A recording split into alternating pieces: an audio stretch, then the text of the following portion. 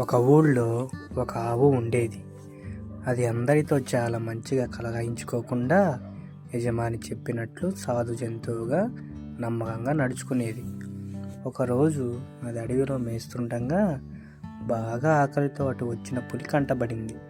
పులి ఎంతో అందంగా బలంగా నిగనిగలాడుతున్న ఆవును చూడగానే అప్పటి వరకు ఆపుకున్న ఆకలి ఒక్కసారిగా విజృంభించి ఆవు పైకి దూకబోయింది.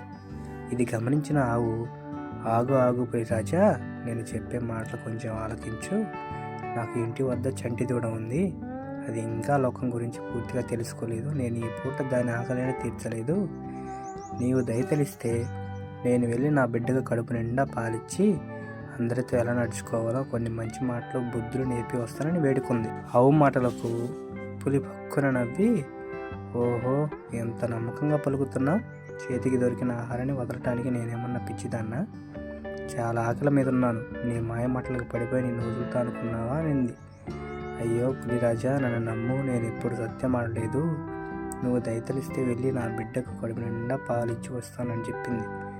నిన్ను మోసగించి నేను బతకగలనా? అయినా అసత్యపు జీవితం నాకు ఎలా?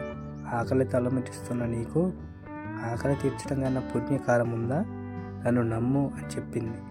పులి ఆవు మాటలకు నవ్వి, సరే వెళ్ళు, కానీ మళ్ళీ తిరిగి రాకపోయావో ఈరోజు కాకపోయినా మరునాడు నువ్వు నాకు చిక్కపోవు, అప్పుడు చెబుతాను ఈ సంగతి అంది.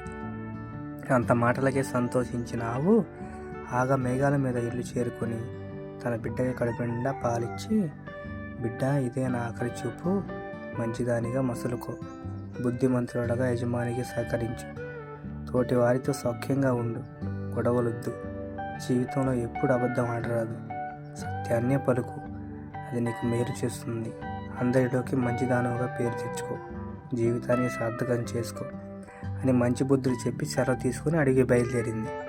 అడవిలో ఆవు రా కోసం అసనంగా ఎదురు చూస్తున్న పులి దూరంగా ఆవు రావటం కనిపించింది. ఆశ్చర్యపోయింది. ఆహా, ఈ ఆవు ఎంత నమ్మకమైనది. అన్న మాట ప్రకారం నాకు ఆహారం అవటానికి తిరిగి వస్తుంది. తన ప్రాణం కంటే ఇచ్చిన మాట ముఖ్యమని అన్న ఈ ఆవు ఎంత గొప్పది.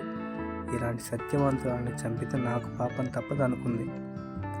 ఆవు దగ్గరికి రాగానే, ఓ మహాత్మురాలా, నువ్వు ఎంత సత్యవంతురాలివి.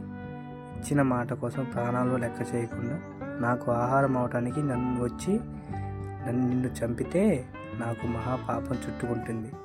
నిన్ను హేళన చేసినందుకు నన్ను మన్నించు అని చెప్పిందంట. నాకు ఆకలి ఈరోజు కాకపోతే రేపు ఏదో విధంగా తీర్చుకుంటాను. నువ్వు ఇంటికి పోయి నీ బిడ్డతో హాయిగా జీవించండి. ఆవు సంతోషంతో ఇంటికి చేరి తన బిడ్డతో కలకాలం హాయిగా జీవించింది. ఈ కథలోని నీతి, చెప్పిన మాటకు కట్టుబడి ఉంటే ప్రతిఫలం దక్కుతుంది.